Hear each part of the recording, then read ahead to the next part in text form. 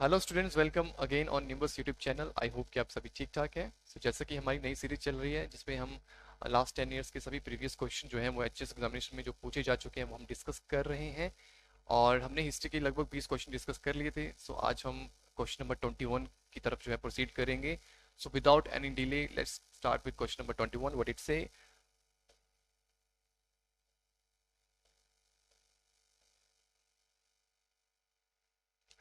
तो question number 21 क्या कह रहा है? The movement started under the aegis of Kisan Sabha in which Sri Lakshmi Singh and Vaid Surat Singh played a pivotal role was। Option है हमारे पास प्रजामंडल, समझौता आंदोलन, स्वराज संघ, लोक राज्यसभा। द राइट आंसर इस क्वेश्चन का जो है वो है समझौता आंदोलन। और समझौता आंदोलन के ये मुख्य जो है इंपॉर्टेंट लीडर्स हैं जिन्होंने बहुत इंपॉर्टेंट रोल प्ले किया है, वैद सूरत सिंह एंड श्री लक्ष्मी सिंह। सो इस क्वेश्चन से जो हम मेन जो हमने ध्यान देना है दैट इज समझौता आंदोलन, साथ में किसान सभा। राइट। सबसे पहली चीज जो अपने ध्यान रखनी है, समझौता आंदोलन जो हुआ था वो 1942 में हुआ था, अक्टूबर 1942। और आप ऐसा कह सकते हैं कि ये जो हमारा 1942 का क्विट इंडिया मूवमेंट चल रहा था उसका ही कंटिन्यूएशन हिमाचल प्रदेश में ये था। और जो भी दुखी किसान थे, जो कि हमारा system monarch system Himachal Pradesh में चल रहा था, उससे परेशान होके जो है जो किसान थे, जो दुखी जो जनता थी, उन्होंने जो है किसान सभा को जो है ऑर्गेनाइज किया। कहाँ किया ये बहुत इंपॉर्टेंट है। ये इन्होंने किया तपरोली गांव है आपका सिरमौर में। तो ये समझौता आंदोलन जो है ये समझौता एरिया सिरमौर में ही है। ये हमारे जो है वो सिरमौर के जो नॉर्दर्न वाले जो हमारे एरियाज हैं, राजगढ़ वाले एरियाज हैं, वहां पर है। तो प्रोली गांव में जो है किसान सभा का जो है वो फाउंडेशन की गई। और इम्पोर्टेंट जो फाउंडर मेंबर्स बताए जाते हैं that is Shri Lakshmi Singh and Vaid Surat Singh. इन्होंने बहुत ही मुख्य भूमिका निभाई, लोगों को लीड किया। और देखिए समझौता आंदोलन की अगर हम बात करते हैं तो उसमें पे जब ये हुआ तो ये आंदोलन एक्चुअली सिस्टम के अगेंस्ट ही था। यहाँ पे जो लोग जो थे, ये लीडर्स जो थे और जो लोग थे, आम किसान थे, वो चाहते थे कि राजा जो है खुद आके जो है वो उनकी ग्रीवियंसेस को सुने। और जो भी इविल है, जो भी सोशल इविल चलती थी, जैसे बेगार सिस्टम चलता था, तो उसको भी जो है वो खत्म करें। और भी कुछ बहुत सारी ऐसी जो है जो है वो डिमांड्स थी लोगों की, आम जनता की, किसानों की, जो चाहते थे कि राजा जो है उनको जो है वो सुने। और चाहते थे कि राजा खुद ब खुद उन एरियाज में आए और उनकी ग्रीवियंसेस को सुने। सो उसी पार्ट को हम समझौता आंदोलन कहते हैं। जब लोगों ने इकट्ठे होकर जो है जो आंदोलन किया उसको हम समझौता आंदोलन कहते हैं। राइट। सो समझौता आंदोलन किस राजा के समय पे हुआ, सिरमौर के राजा के समय पे हुआ, ये आपने ध्यान रखना है। दैट इज योर राजेंद्र प्रकाश। आपको पता होगा कि जो प्रकाश सफिक्स यूज करते हैं जो भी जितने भी राजा हैं सिरमौर के, तो Rajendra Prakash was the last ruler of Sirmaur also. And इन्हीं के समय पे समझौता आंदोलन भी हुआ। ये कहते हैं कि राजा के कुछ कर्मचारियों ने जो है राजा के कान भर दिए। उनको बताया गया कि वो आपको बुला तो रहे हैं, जो भी किसान हैं जिन्होंने ये आंदोलन किया था वो आपको बुला रहे हैं कि आप आए और खुद जो है वो लोगों की ग्रीवेंसेस को सुने। तो कर्मचारियों ने कहा कि ये कुछ साजिश हो सकती है, आपके ऊपर पत्थर फेंके जाएंगे और आपको मार दिया जाएगा। तो उसी के तहत जो है कहते हैं कि राजा के कान जब भरे गए तो राजा ने जो है ऑर्डर दिया कि यहाँ पर जो है जहाँ पे भी आंदोलन ये हो रहा है वहाँ पे मार्शल लॉ जो है वो इम्पोज कर दीजिए। मार्शल लॉ मतलब सैनिक जो है टुकड़ियां भेजो और जो है फटाफट जो भी आपको लग रहा है आंदोलनकारी हैं उनको जो है प्रिजन में लीजिए। तो कहते हैं बहुत ज्यादा जो है लोगों के ऊपर जो है जुल्म किए गए थे उसमें पे, और मार्शल लॉ इम्पोज किया गया था। सारे के सारे लीडर जो है उनको कस्टडी में ले लिया गया था। और इसी आंदोलन को समझौता आंदोलन जो है कहा गया था। सो आपने इसका ध्यान रखना है। इस क्वेश्चन का सही आंसर समझौता आंदोलन है। नेक्स्ट क्वेश्चन की तरफ मूव करते हैं। Question number 22। Question number 22, democratization of the administration was the main aim of. Option है Prajamandal movement, Mandi conspiracy, Bilaspur struggle and Chamba. And the right answer is your Prajamandal movement. Because Prajamandal movement हमारी modern history का हिमाचल प्रदेश की बहुत ही important part है। और democratisation जो चाहते थे वो यही मूवमेंट इसी के लिए चले थे। बिकॉज हमारा जो हिमाचल प्रदेश, अगर हम 1948 से पहले बोलें जब हमारा हिमाचल प्रदेश एग्जिस्ट नहीं करता था और जितने भी सारे प्रिंसली स्टेट्स थे यहाँ पर हमारे हिमाचल वाले लैंड में, उन सब जगह मोनार्क सिस्टम चलता था। और सब जगह जो है वो प्रजामंडल आंदोलन चले, और इसलिए चले कि मोनार्क सिस्टम जो है खत्म हो और प्रॉपर डेमोक्रेसी जो है वो इन रियासतों में आए। तो ये मुहिम चली थी 1939 में। 1939 के बाद और सबसे पहले जो है हिमाचल रियासती प्रजामंडल का जो है वो फाउंडेशन हुई थी, राइट।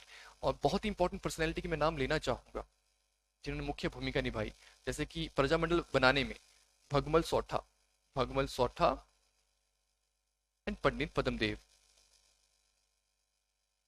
देखिए और भी बड़े सारे प्रजामंडल जो है वो कारी जो थे वो अलग अलग रियासतों में एक्टिव थे, मतलब उन्होंने जो है वो अलग अलग अपनी रियासतों में प्रजामंडल बनाए। लेकिन एक और इम्पोर्टेंट बात है कि प्रजामंडल का जो बनाने की जो मुहिम चली वो कैसे चली। देखिए इसकी कहानी जो है वो जुड़ी हुई है एआईएसपीसी के साथ। एआईएसपीसी की कॉन्फ्रेंस 1927 में सबसे पहले बॉम्बे में हुई थी, उसके बाद चलती आती थी। लेकिन जो हिमाचल प्रदेश में जो चली, जो कहते हैं कि हिमाचल प्रदेश में जो एआईएसपीसी का जो इफेक्ट दिखा वो 1939 के बाद दिखा। 1939 में एआईएसपीसी की जो है वो लुधियाना कॉन्फ्रेंस हुई थी, उसके बाद लुधियाना कॉन्फ्रेंस, उसके बाद कहते हैं कि प्रजामंडल आंदोलन जो है ये प्रजामंडल बनना स्टार्ट हुए हमारे हिमाचल प्रदेश के उन रियासतों में जहाँ जहाँ राजा जो है वो रूल कर रहे थे, और उनका मुख्य उद्देश्य था डेमोक्रेसी। बाकी और कुछ जो थे डिमांड्स भी थे। बिगार सिस्टम जो चलता आ रहा था यहाँ पे, जो है वो जो बिना किसी शुल्क के जो है बिना किसी आप ये कह सकते हैं कि मनी की जो है वो मजबूरन जो है वो मजदूरी करवाई जाती थी। तो ये बेगार सिस्टम भी चलता था और भी बड़ी सोशल इविल्स थी जिनको वो खत्म करना चाहते थे। साथ साथ में मुख्य उद्देश्य जो था वो डेमोक्रेसी लाना था। तो प्रजामंडल अलग अलग रियासतों में बने, चंबा में बने, चंबा से जैसे मैं नाम लेना चाहूंगा गुलाम रसूल, विद्याधर, विद्यासागर, ऐसे कुछ नाम आते हैं चंबा से। सिरमौर की बात करता हूँ तो शिवानंदा रमौल और बाकी कुछ और भी मेंबर्स आते हैं, चौधरी शेर जंग, एंड लेटर ऑन के पीरियड में जैसे कि लक्ष्मी बैदसुर सिंह, लक्ष्मी सिंह, सब नाम आते हैं।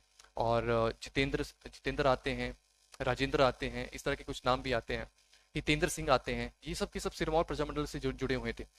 और मंडी की बात करता हूँ वहाँ से स्वामी पूर्णानंद, राइट। सो अगर हम बात करते हैं जुब्बल की बात करते हैं तो दैट इज भगमल सौठा। पंडित पद्मदेव की बात करते हैं बुशहर।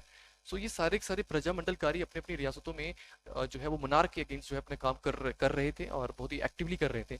सो इन सब बातों का आपने ध्यान रखना है। लुधियाना कॉन्फ्रेंस के बाद जो है कहीं ना कहीं प्रजामंडल आंदोलन बहुत ज्यादा चले हमारे हिमाचल की इन रियासतों में, राइट।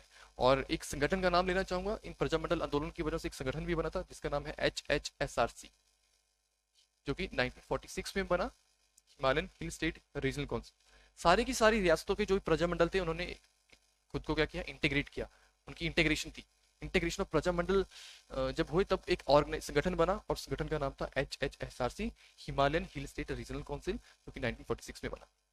और बाकी बहुत लंबा सा टॉपिक है। सो आज जितना भी मैंने आपको अभी बताया उतना आपने जो है अच्छे से ध्यान रखना है। नेक्स्ट क्वेश्चन की तरफ मूव करते हैं। इस क्वेश्चन का सही आंसर है Prajamandal movement. Question number 23, when Himachal Pradesh got right to participate in election for the first time under the new constitution, right।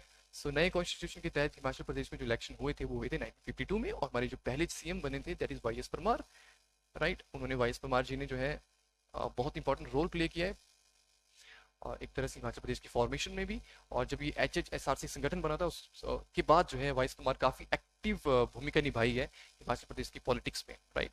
So Y S Parmar ने 24 मार्च जो है 1952 में सीएम की शपथ ली थी। तो आपने इसका ध्यान रखना है। और बाकी के ईयर्स कहीं किसी तरह से कनेक्टेड नहीं है।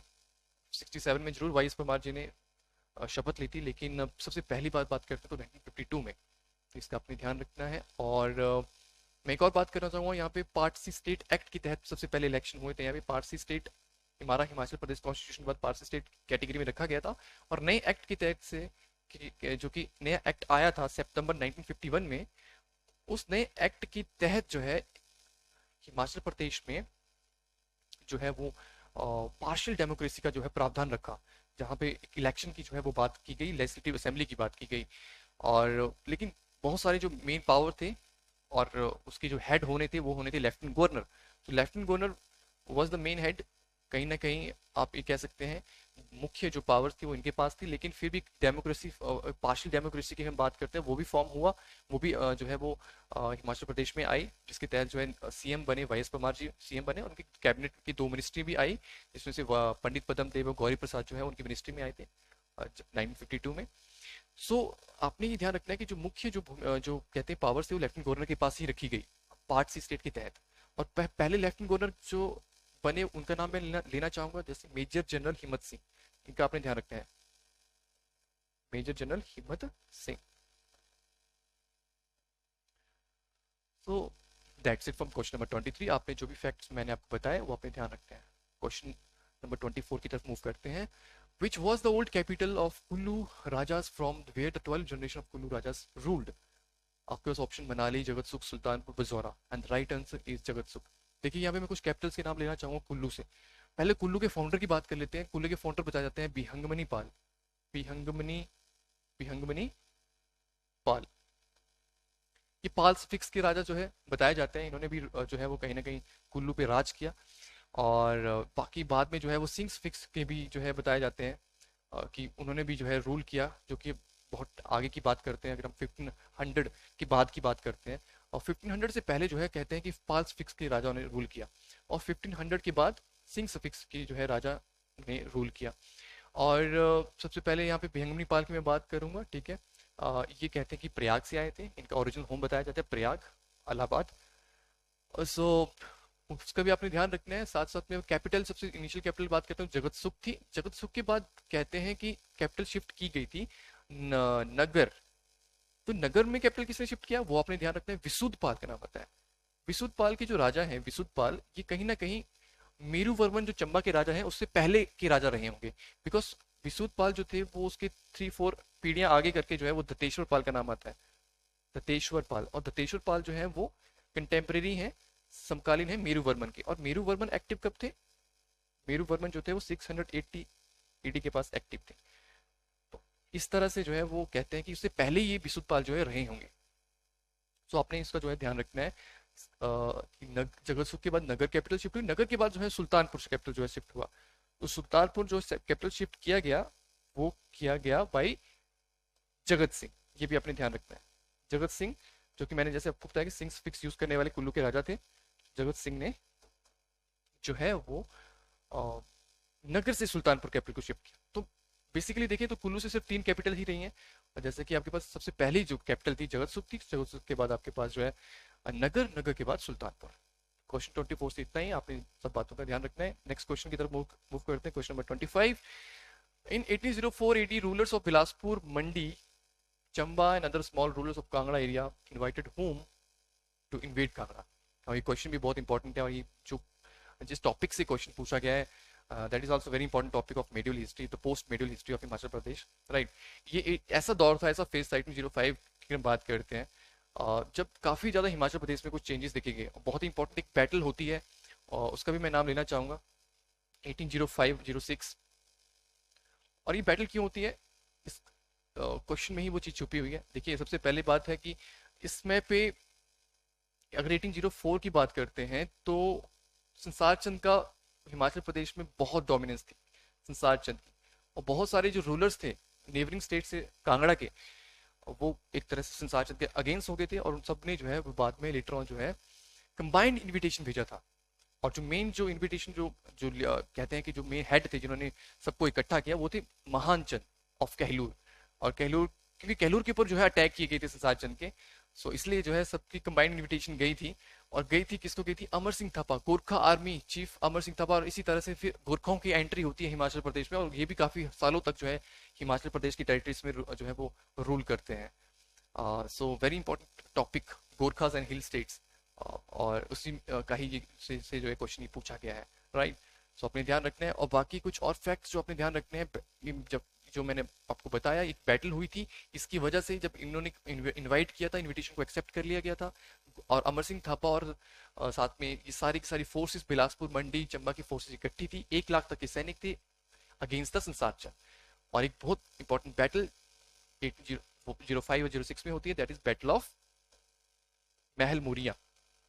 महल मुरिया, ये महल मुरिया जो है ना ये कहाँ पे है? ये आपका भोरंज तहसील में आता है, अभी तहसील भोरंज हमीरपुर।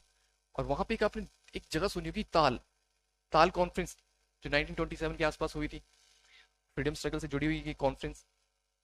और देखिए ताल, ताल के आसपास ही महल मुरिया करके जगह है, भोरंज तहसील में आती है, राइट। सो यहाँ पर ये बैटल हुई थी, हिस्टोरिकल बैटल, जिसने कहीं ना कहीं पॉलिटिकल सिनारियो पूरा चेंज कर दिया था हमारे हिमाचल प्रदेश का। सो ये बहुत इंपॉर्टेंट पार्ट है और आपने इसका ध्यान रखना है। इसका क्वेश्चन का सही आंसर है Amar Singh Thapa. So right, so आज हम सिर्फ 5 ही क्वेश्चन डिस्कस करेंगे एंड नेक्स्ट सेशन में हम अगले क्वेश्चन डिस्कस करेंगे। So till then, thank you so much, take care.